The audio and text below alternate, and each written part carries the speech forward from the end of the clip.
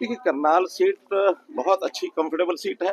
लगातार मैं आज यहाँ का 3 चुनाव तो स्वयं में लड़ा हूँ, 2 विधानसभा के, 1 लोकसभा का, और आज हमारे साथी जगमोहन आनंद यहाँ से चुनाव लड़ रहे हैं। और मैं जहाँ तक करनाल की स्थिति है, करनाल क्या बल्कि पूरी लोकसभा की, हम 9 की 9 विधानसभा की सीटें जीतेंगे। कांग्रेस के घर में जितनी निराशा है, जितना उनके यहाँ अफरा तफरी मची हुई है, उसका आपको पता है कि नहीं पता, मुझे पूरा पता है। पूरी अफरा तफरी मची है। जो उनका तनाव है वो जगजाहिर है, जो बाहर आता है। और इसका मैसेज केवल 2 नेताओं का नहीं है, जनता में भी उसका मैसेज है। जनता में भी बहुत बड़ी निराशा कांग्रेस को लेकर के बनी हुई है। मेरी कोई कोशिश नहीं है, मैंने तो अपनी एक ऑफर दी हुई है कि कोई भी आता है उसके लिए यानी द्वार खुला है।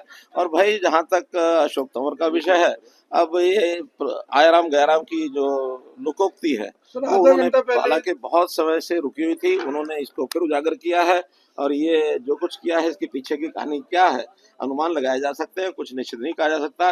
दोपहर को 12:30 बजे भारतीय जनता पार्टी की सभा में संबोधित कर रहे हैं और 1:30 बजे, 1:45 बजे जाके मंच पर चढ़ जाते हैं। कांग्रेस की जरूर कुछ ना कुछ खिचड़ी पकी है, जो पता लगेगा। देखिए, अब ये कहानियां घड़ने की स्वतंत्रता सबको है, चाहे वो जनता हो, चाहे नेता हो, चाहे मीडिया हो, सब घड़ते हैं। और ये कोई नई बात नहीं है।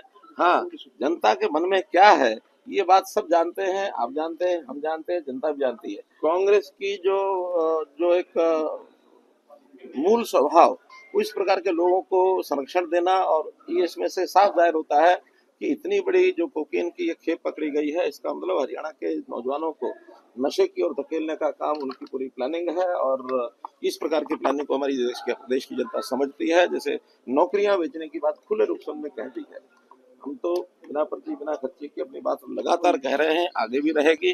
और गांव के लोगों के सिर चढ़ के ये जादू बोल रहा है, लेकिन वो बाज नहीं आए हैं। जैसे पहले करते थे वैसी नौकरियों को बेचने का काम आज भी वो करने के लिए तैयार हैं कि हम आएंगे तो नौकरी बेचेंगे। लेकिन अगली बात यह है कि ना 9 मन तेल होगा, ना राधा नाचेगी। पहली बार 14 का जो हमारा रिजल्ट था, उससे भी ज्यादा बढ़कर के आएंगी। और मैं समझता हूँ 50 से ज्यादा सीटें हमारी।